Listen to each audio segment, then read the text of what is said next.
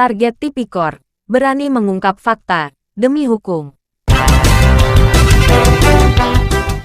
Pelabuhan Perikanan Nusantara yang selanjutnya disingkat PPN, adalah pelabuhan perikanan kelas B, untuk melayani kapal perikanan, yang melakukan kegiatan perikanan di perairan Indonesia, dan zona ekonomi eksklusif Indonesia. Di Kabupaten Belitung, tepatnya di Tanjung Pandan, juga ada Pelabuhan Perikanan Nusantara. Kondisi alur sempit dan dangkal di wilayah Pelabuhan Perikanan Nusantara, atau PPN Tanjung Pandan Kabupaten Belitung, Provinsi Kepulauan Bangka Belitung, jadi sorotan serius Haji Muchtar Motong, Ketua Himpunan Nelayan Indonesia, atau HNSI DPC Kabupaten Belitung. Terkait kondisi di Pelabuhan PPN Tanjung Pandan, Target Tipikor Bangka Belitung, menemui Ketua HNSI Kabupaten Belitung, Haji Muchtar Motong di kediamannya.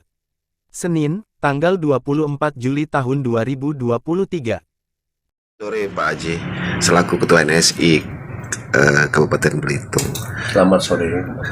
Jadi temuan kita di lapangan tentang air yang begitu dangkal dan kapal yang terlalu banyak, itu menurut Pak Haji ada dampak yang cukup serius enggak Pak Haji? Ya, sangat serius sebenarnya. Jadi memang air-air ini bulan-bulan ini Ya.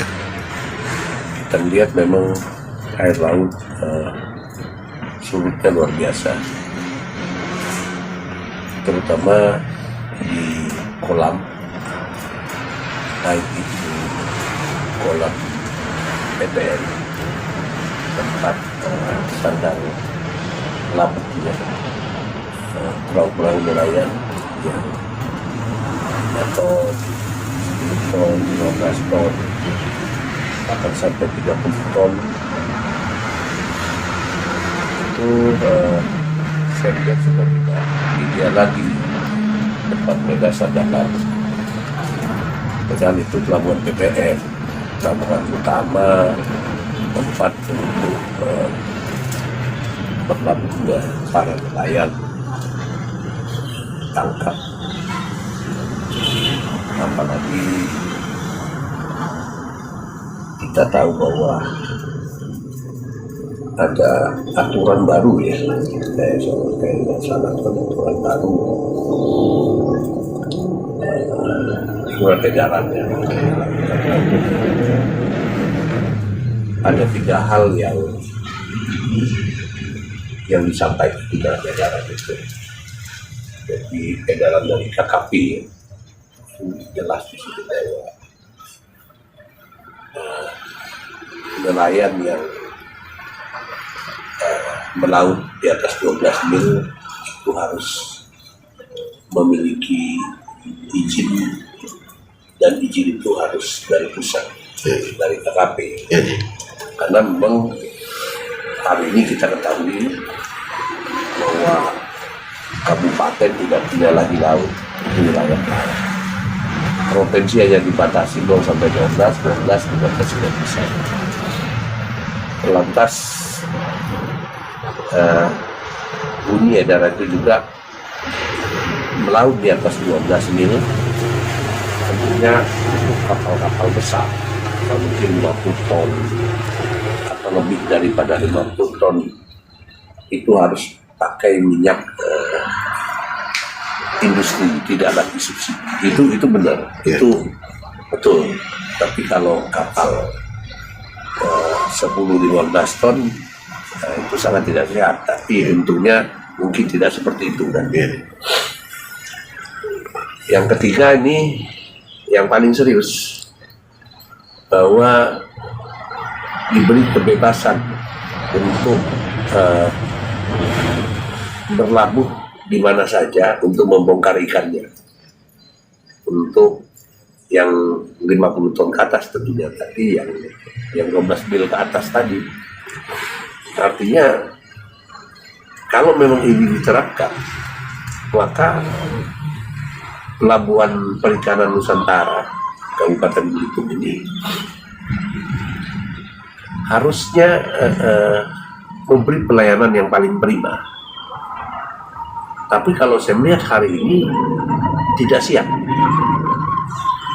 Karena kenapa saya katakan tidak siap? Ya kolam jelasnya untuk tambat labuhnya untuk perikanan, pelabuhan perikanan Nusantara udah sangat tidak layak sebetulnya. Tidak layaknya itu ya alurnya memang sudah sempit, alurnya sangat dangkal, kolamnya sangat dangkal. Yang kedua, untuk tempat pelelangan ikannya juga nggak aktif gitu. Pernah diperbaikin tapi rasa-rasanya hanya live service saja. Diperbaikin tapi faktanya nggak jalan, sistem pelelangan.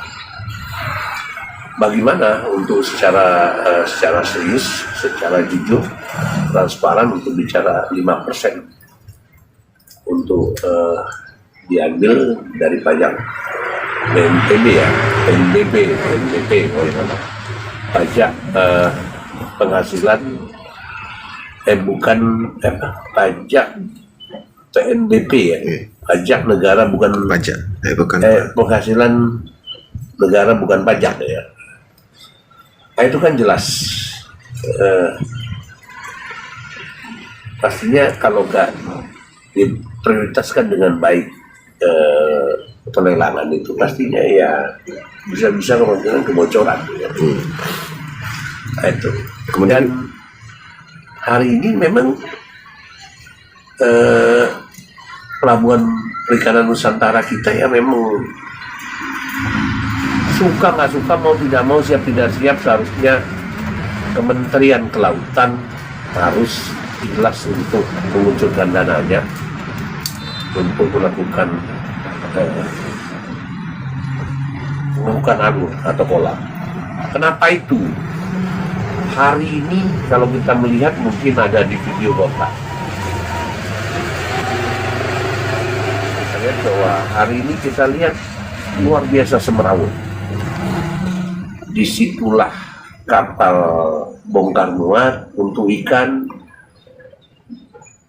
kapal yang 5, 10, 15 ton, 20 ton mungkin.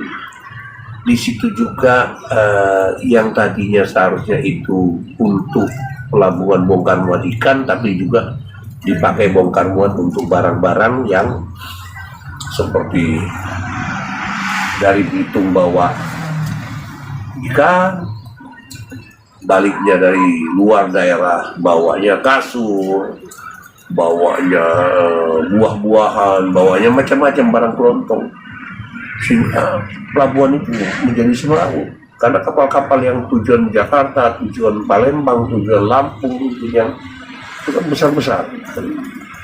Ya betul dari Belitung oh ikan, tapi kembalinya dari sana ke Pontianak, dari Belitung ke Pontianak, tapi kembalinya bukan bawa barang-barang seperti apa yang diharapkan. Bongkar muatnya pun bukan di seharusnya bukan di pelabuhan perikanan, tapi seharusnya di pelabuhan umum gitu. Tapi faktanya di situ. Nah, itu juga jadi persoalan serius. Jadi untuk Pak Haji, sarannya apa Pak Haji untuk PPN Pak Haji? Ya saran saya PPN ya harus segera meminta. Tapi itu juga harus dapat dukungan dari pemerintah kabupaten. Pemerintah kabupaten itu nggak boleh menutup mata. Karena yang paling berkepentingan terhadap ini kan adalah pemerintah kabupaten, Pak. Karena masyarakat nelayannya kan punya pemerintah kabupaten. Ya, punya pemerintah provinsi karena wilayahnya Provinsi Bangka Belitung. Ya, dia yang harus lebih mendorong ke pusat, membantu PPN, PPN untuk bagaimana alur ini segera diselamatkan. Itu yang dilakukan. Kalau dibiarkan misalnya ada pembiaran tidak terlalu, mungkin tidak Pak itu terjadi konflik atau tabrakan kapal laka laut Pak Haji? Sangat mungkin, bukan sekedar mungkin, tapi sangat mungkin, bahkan sudah. Karena begini Pak, alur kita ini memang agak kebutuhannya banyak. Alur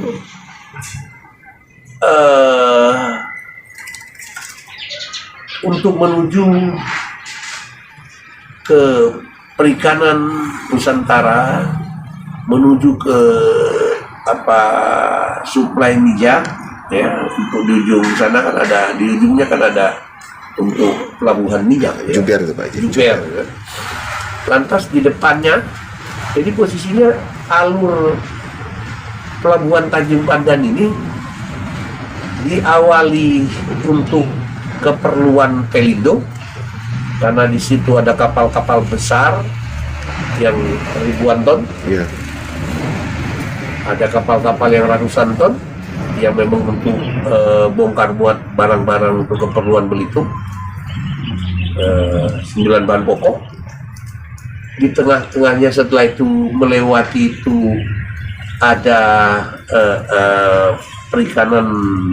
pelabuhan perikanan Nusantara yang tempatnya berlabuh dari mulai kapal yang 5 ton sampai puluhan ton, yang memang juga saya melihat ada penyimpangan peruntukan karena seharusnya untuk nelayan tapi juga dipakai bongkar muat untuk barang kelontong. Nah, ini sudah salah peruntukan. Yang keduanya juga di situ sudah mulai sekarang dimasukin oleh perahu-perahu nelayan bagan yang lebar-lebar ini. Karena kenapa? Ya mau tidak mau dia masuk ke situ dari Tanjung Binga, dari Tanjung Wiku, nelayan bagan seberang, dia masuk situ. Dia bongkar sebenarnya, memang bongkar. Karena memang pusat transaksi ikannya kan di situ lah, di pasar ikan itu. Dia bongkar, cuman setelah bongkar dia sandarkan bagannya itu kadang-kadang ya masih di alur gitu. Akhirnya kadang-kadang menjadi persoalan. Bahkan pernah kejadian tabrakan antara kapal nelayan yang ukuran 5 ton dengan kapal minyak. Pernah terjadi itu. Kalau cuma insiden kecil antara kapal dengan kapal sih sering, tapi kan lama-lama juga menjadi insiden besar. Jadi ini bahaya kalau terus dibiarkan. Jadi harus ambil langkah cepat Pak Haji. Langkah cepat. Target Tipikor, berani mengungkap fakta demi hukum.